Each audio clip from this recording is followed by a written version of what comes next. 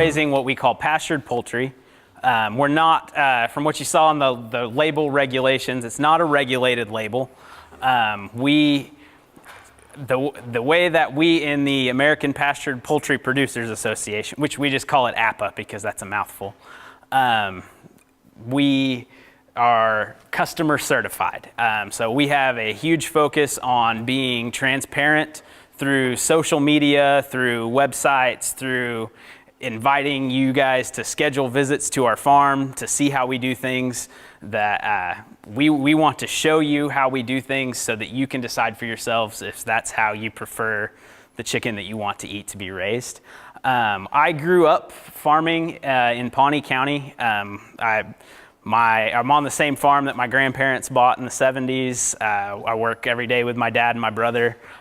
We raise wheat, soybeans, cattle. Went to college and finished up undergrad and went on to grad school at OSU, and through that process decided I wanted to come home. Doing wheat, soybeans, and cattle, there's not a whole lot of extra margin to bring an heir into the business, let alone two, since my brother and I were both coming back. So we added the chickens. We actually set out to start a vegetable farm. We had a friend call us about the time we were starting in 2014 and was like, hey, do you want to buy some chicken processing equipment with us and do it on halves? So we bought some processing equipment. 2014, we raised about 300 birds, butchered on farm. Over that year and the next year, I had a lot of friends who decided not to answer phone calls because they knew it was to come help butcher chickens. Late 2015, DARP, the USDA inspected poultry processor in Tahlequah, which was the only operating one in Oklahoma at the time, went out of business. And several stores we were doing a little bit of business with on other products called and were like, is there any way we can get your chicken? And butchering on farm, we couldn't do that. So we started figuring out the logistics of how to have our birds processed under inspection. At the time, the closest place to take our birds was going to be Fort Smith. So that was almost 4 hours from our farm, one way, to get our birds to Fort Smith and back. We had to make 2 trips a batch, so we had to size everything in order to make that trucking work. So we ended up, we kind of came up with our own housing design, scaled things up to where we could raise our meat chickens in sets of 350, and we started doing it. That fall, we raised 1 batch and took them through the processor. And so when we were able to start selling them to those stores and through farmers market.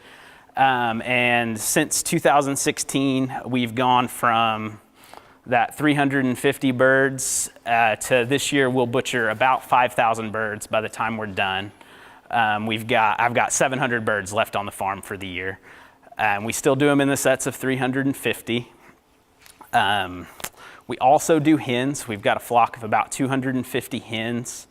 We started with 250, so at this point, they're a year old, so we're down closer to 200 probably. Like they were saying in the other room, you never know exactly how many chickens you have when you raise them outside. Even if you raise them inside, sometimes that's a hard number to get a hold of. There are 2 other farms that are similar in size to us in the state as far as meat birds go. Raising them outside, I'm not sure that they're both in the Tulsa area. I'm really not sure that there's anyone else really close scale-wise. And this coupled with what we do with vegetables and a few other things, like the farm is my family's primary source of income. So the business side of it works. Several people have iterated, like you've got to be, you don't get to just be a farmer and make it work. You've got to be in the marketing. You've got to understand the entire process, and you've got to control that product all the way to the consumer as much as you can. And you've got to be out talking to people, selling the stuff. But I've got some slides just to kind of show a little bit about how we do things. We'll start this first part. This is our new brooder. And basically it's just a greenhouse. Got the chicken wire on the sides where we can roll up the sides and get ventilation, or we can close it down to cut out draft depending on how cool or hot it is. And we'll do 700 chicks at a time for the first 3 weeks inside this brooder. You can see here, they're just a couple days old here. And we use the Ohio brooder models, kind of there in the middle. I was actually just telling Josh, this batch that I moved them outside to the shelters on the pasture today. And so this is the first set that's came out of this brooder. And we had about a 3% death loss in the brooder, which cut what was fairly normal for us in our old setup, which we were kind of just adapting and making work for several years. It cut that loss in about half. So I don't know exactly what the industry standard for acceptable death loss is, but it's higher than that. And from there, so for the first, we get the birds like they're stuck in the mail the day they hatch. So they get stuck in the mail on a Wednesday. They show up at our post office on a Friday morning, and I pick them up and we come and put them in here at between 2 and 3.5 weeks old, depending on the season and the weather. So if it's rainy, I'm not going to move birds out on pasture when it's raining, or if I've got 3 or 4 days that are going to be 15 degrees colder than what the normal temperature that time of year is, I won't take them outside when it's cold. But at around 3 weeks is what we shoot for. I move the birds outside. So for the last several days that they're in here, we shut off heat lamps, we open up sides more, we start hardening them off to whatever the temperatures outside are. And then,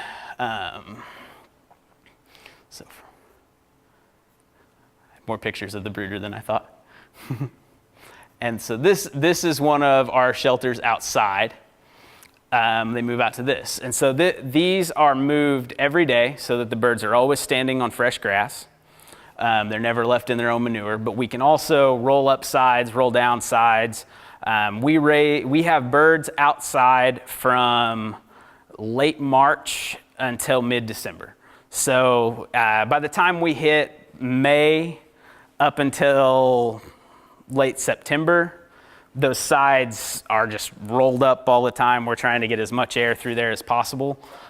This time of year, we even sometimes will have to go in and cover doors to be able to keep birds warm enough at night, and then we open everything back up during the day. We run in 2 shelters now to be able to get that many birds through. And it's my wife and daughter. We move. So it takes 2 of us to move shelters. So my wife will drive the tractor. We'll hook the tractor onto the front, and then she'll pull the shelter forward. While me and my daughter, she absolutely loves this job, we'll get in the back of the house and we'll shoo the chickens along. So we move the house. The house is 30 foot long, so we move 30 foot every day, and that's the highlight of my 3-year-old daughter's day. And so we just got done moving that house and shooing those birds forward. And as you can see, they're always on grass. Most importantly, I'm not shoveling manure. They're doing all of our fertilizing for us, and by moving them, it keeps the manure load spread out. Chickens can grow a lot of grass. They don't necessarily eat a ton of grass, but they will stomp down a lot of grass, and they will put down a lot of manure. And our houses are 14 foot by 30 foot, and there's usually around 320 birds in there. So by the time they're 8 weeks old, close to when we're going to the butcher, we're getting down a lot of manure, and we're growing a lot of Bermuda grass behind these chickens. And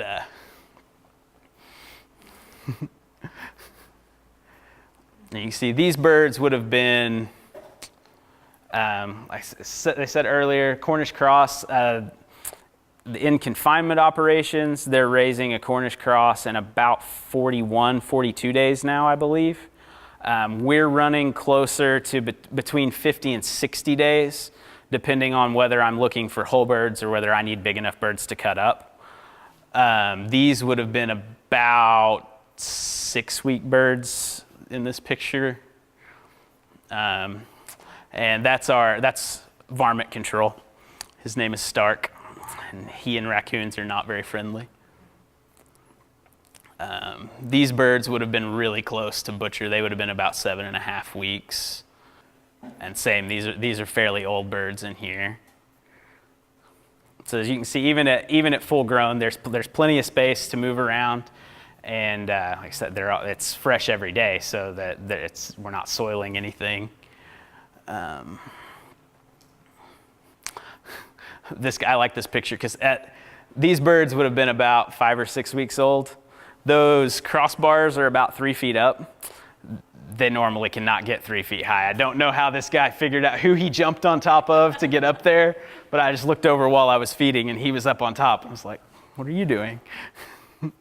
Okay, and then at 8 weeks old, like I said, we have to truck our birds. Now we go to Fayetteville. They're a friend of ours that's producing, he runs about 15,000 birds a year now, similarly to how we do. Built a processor in Fayetteville. They bought into a red meat plant and added a poultry line onto the red meat plant. Their capacity, they do can run about 1,200 birds a day. On a tip, they do 1 or 2 chicken days a week. For reference, I was visiting with the inspector when I was picking up birds last week, and when he is off at the small plant, he has to go and work in the line at one of the Tyson plants there in Fayetteville. He said in that plant, they have to have 6,000 birds on the line before a bird has ever made it to the point where he sees one. So the plant that we use does 1,200 in a day, and that plant does 6,000 before they ever reach the inspector. So that's just the front end of the plant where the kill and the scald and the pluck happens. So the small plant that we use, there might be 20 birds between the point where they kill and where they make it to the inspector.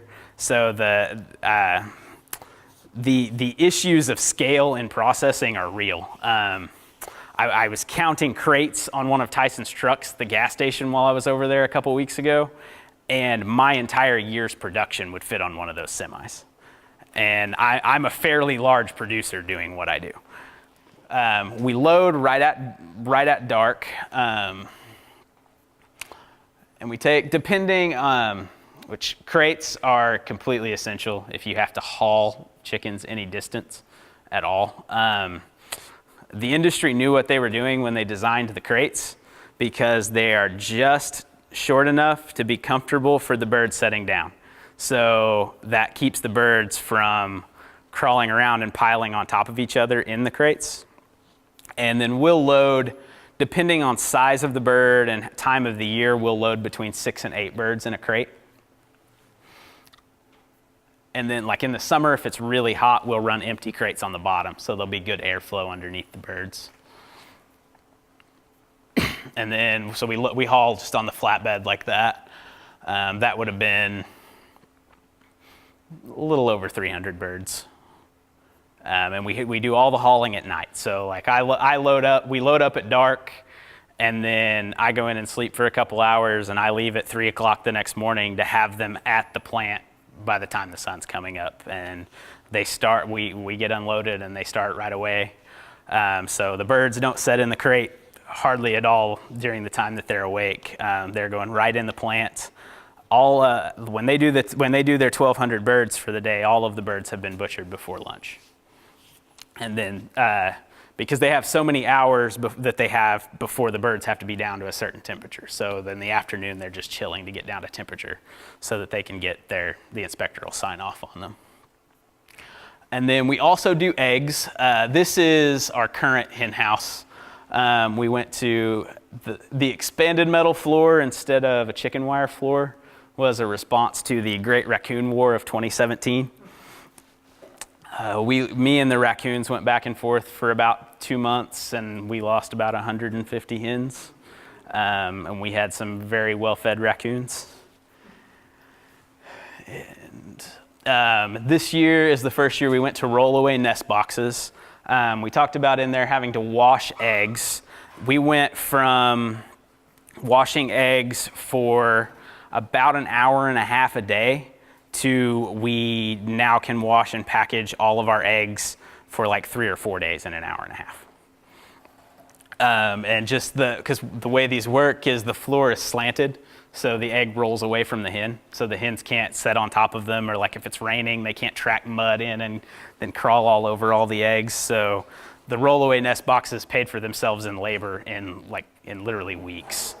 And we had really bad egg eating problems with our hens because they could get in there and play with the eggs, and since they can't get to the eggs now, that's pretty much gone away.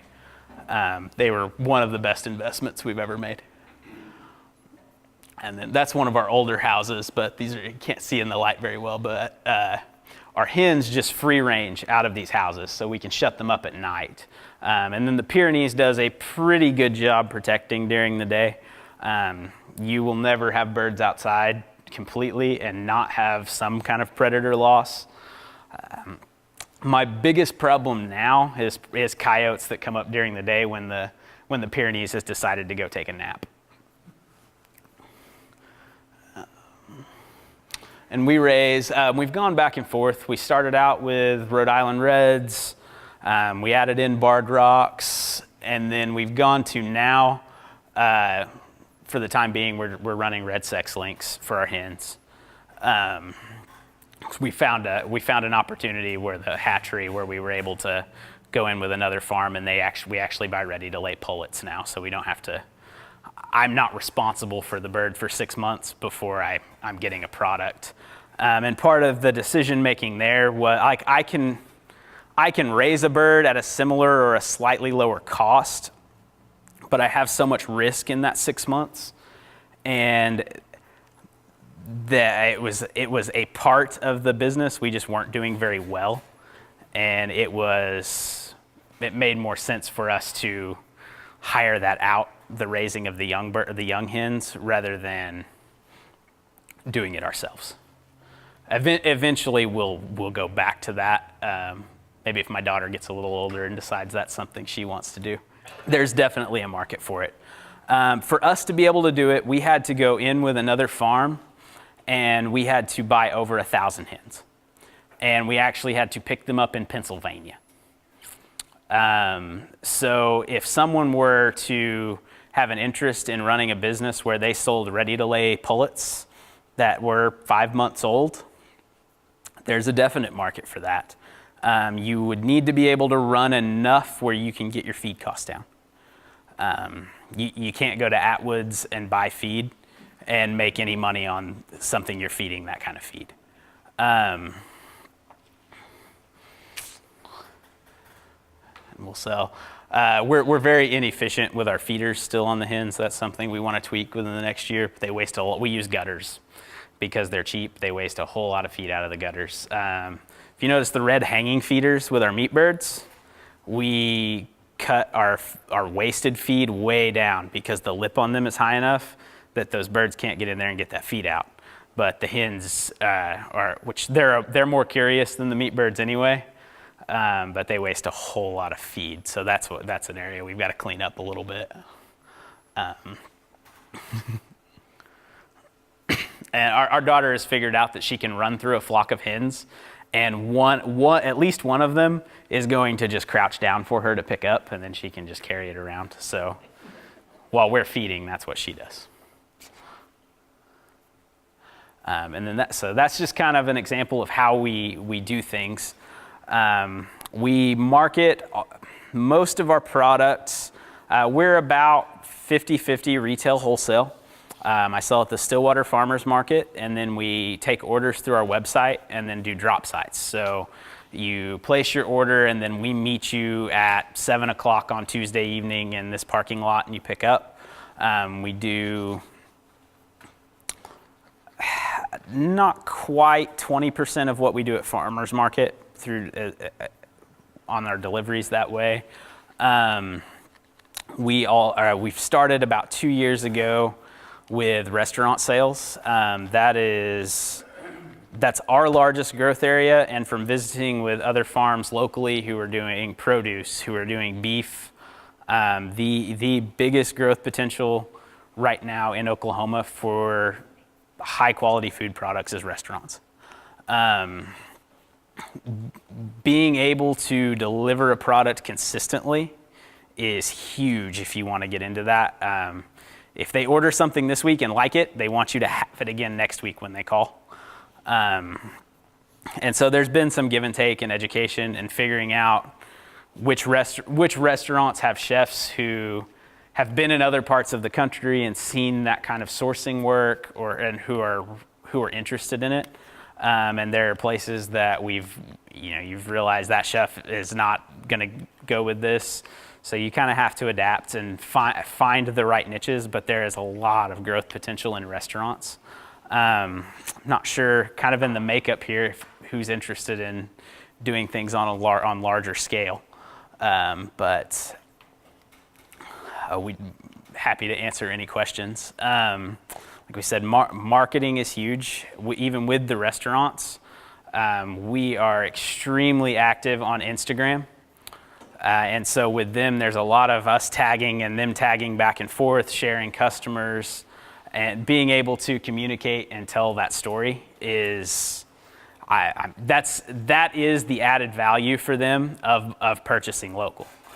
They're getting higher quality, but most of what they're selling is the story. Where I am producing chicken that's going to have way better texture and flavor than what you can just go pick up for $1.50 a pound at Walmart. But if you're going to pay my price, you're going to do it because you liked the idea that you're supporting my little girl out there chasing those chickens. You're buying the culture. You're buying the story that this came from one of your neighbors. This came from here. So that being said, does anybody have any questions or anything where we might be able to? The restaurants that are buying the eggs, and we sell more meat than we do eggs to the restaurants, but the ones buying the eggs are actually serving them at other meals. At least one of them is not even open at breakfast. But they'll do, and they run them, when they buy our eggs, I'm wholesaling at $3.50 a dozen on eggs. When they buy our eggs, they're running a dish where they're going to feature the egg too. It's not going to be a filler where they've scrambled it and put it in a burrito. They're going to feature the egg. It's going to be the central part of the dish. We paid $10 a bird, and that was cost once we picked them up in Pennsylvania and got them back. It cost us $10 a bird to get those birds. For reference, if I had wanted to raise those birds, I would have paid somewhere between $2 and $3 for the chick. They would have, on average, ate a quarter pound of feed a day for 6 months. And then I've assumed the risk of any death loss. So if a raccoon managed to get to them or something before I'd ever gotten an egg, then that was on me. So losing the risk was a substantial benefit to us. For reference, feed costs from what we were seeing earlier, 26. I use conventional feed. It's milled 13 miles from my farm. The other two farms that are similar in scale to me both use non-GMO feed. Their feed is being trucked in from out of state. The entire difference, we've compared numbers. The entire difference of the cost of their product versus the cost of my product is all in feed price, and it is all in same ingredients. They wanted to be able to say they're using non-GMO feed, and so they're paying 4 times what I am for. I on average spend between 16 and 20 cents a pound for my feed. So I'm below, we started out when we were doing those first 150, we were getting bags of feed at Atwood's. And even there is some room to, if they've got $17 on that bag of feed and you walk in and say, I'm going to buy that whole pallet, you can make them give you a better price and they'll do it because they want to sell that whole pallet.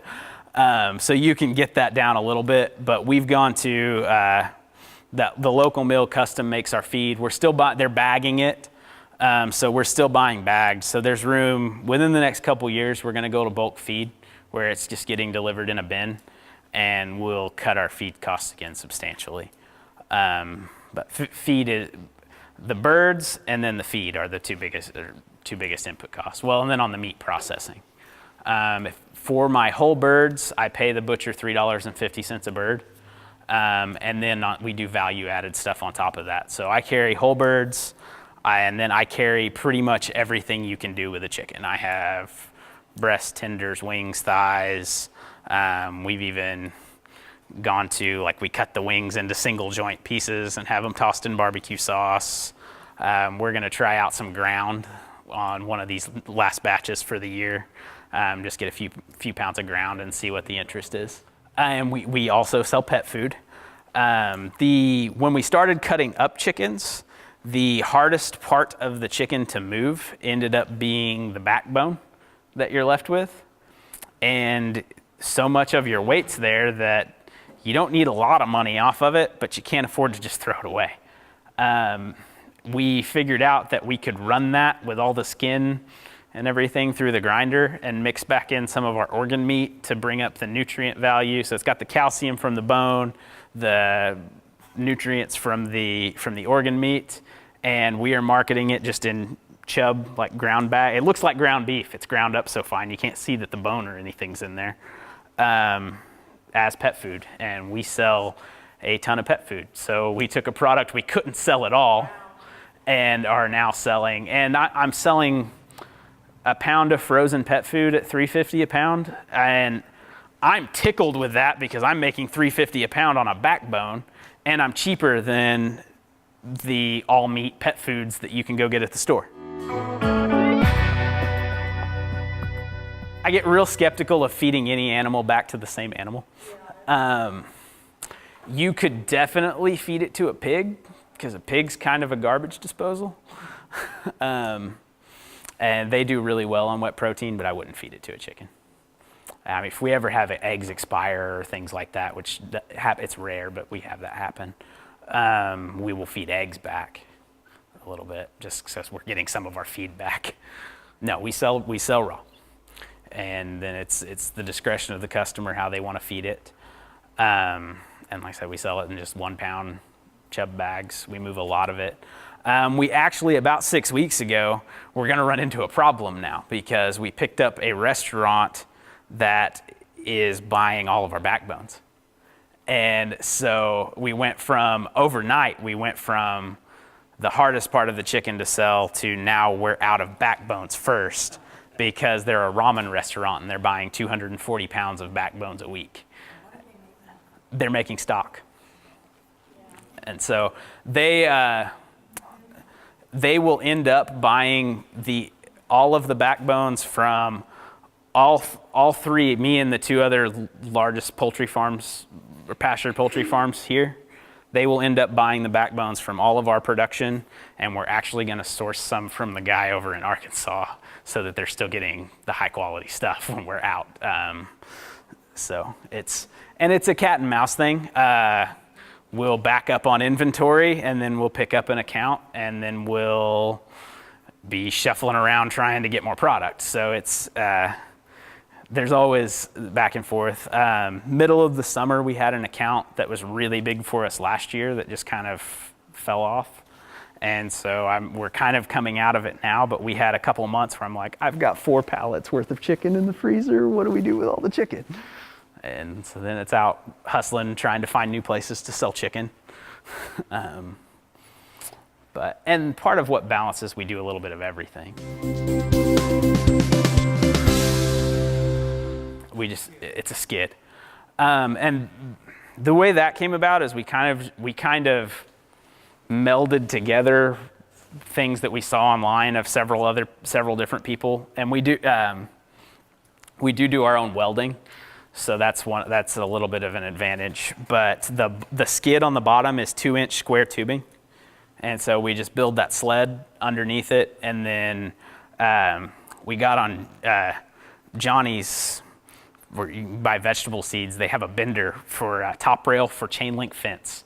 And it's a jig to be able to bend the pipe to make those greenhouses. And so we just bend pipe for chain link fence to make the hoops, and we just we tack pipe onto that sled where we can slide over the hoop and screw it into it. The way we've done it, it sets right on the ground. The crossbar sets right on the ground, and every now and then, if there's like a gopher hill or something, it will try to dig just a little bit. Our other issue, we have terraces, and so sometimes you'll get up on the terrace a little bit and end up with a gap. So riding up on the supports inside that house are a bunch of boards where I can throw down in holes. And the reason we ended up building that rather than buying some of the solutions that are out there is because we had those terraces, and all of the large scale solutions were too wide. If I end up with something wider than that 14 feet or so, then I'm gonna have too much elevation change, and I don't have enough flat ground to run anything wider. I was able to go as long as I wanted, but I couldn't go wide. And so that was just us adapting it to our situation. And if I could justify the cost of the house, my hens would live in the same kind of house, because we would not lose birds to wildlife. We couldn't run 350 hens in the house like we do 350 meat birds. They need so much more space. We'd have to cut that number in at least half. And I end up, by the time I've bought feeders and waterers, in each house there's 4 of those hanging waterers and 8 of those hanging feeders. I end up with about $800 to $1,000 worth of feeders and waterers in the house. And the whole thing cost me about $3,500. So good feeders and waterers are expensive. They last a really long time if you take good care of them. And they're well worth it, because like I said, they waste so much less feed with good feeders. Our water, those hanging waters, we have barrels in the end of the house that hold the water, and then it's just pipes to those waterers, and we fill those barrels up once a day. I don't have water piped all over the farm. I have a truck with a 1,000-gallon tank on the back of it that can hold a pallet of feed, and then that's what we take down and haul the water back and forth with. We don't have birds outside from mid-December to mid-March is one thing. But last December, when we were finishing up, was the first time we've encountered a situation where they could have froze up in there. And we had like 3 or 4 nights of temperatures in the low 20s before we went to processing with the last batch. And at that point, sides stay down all the time. We've got plastic over the ends, so we're not letting any heat out if we can avoid it. But the body heat of the birds, because they were mature birds at that point, the body heat of the birds kept the temperature above freezing. Nothing froze. So inside the house, that just their heat made a 20-degree difference inside that house. And we had hens in there afterwards, and the hens did not put off enough heat to keep it from freezing. So the difference in what the fat meat birds versus a hen put off in heat was tremendous. But we tried out hens in there, and they couldn't keep the water from freezing. Hen water in the winter is a problem. And if anyone figures that out, let me know. I can tell you that there's a lot of producers that are working really hard to try to figure out how to keep water from freezing outside and finding solutions. And that's what like I said, we're a member of APA. We joined APA from the beginning, and they have a forum online where you're connected to producers trying to figure out how to do this all over the country. And so there's people in every type of client dealing with every type of problem. There were threads on there about securing your birds for when a hurricane is about to come in for people down in the Gulf Coast. And it is just people, like, if you have a problem, you can post in there, and within hours you'll start getting answers back. There are enough people that are active enough on the forum. So if you're really trying to start this on a business, the membership, I can't remember what it is. It's like it's less than $100 a year. It's something like it is not expensive, and the value you get from it's tremendous. And they put on a conference once a year for commercial scale producers.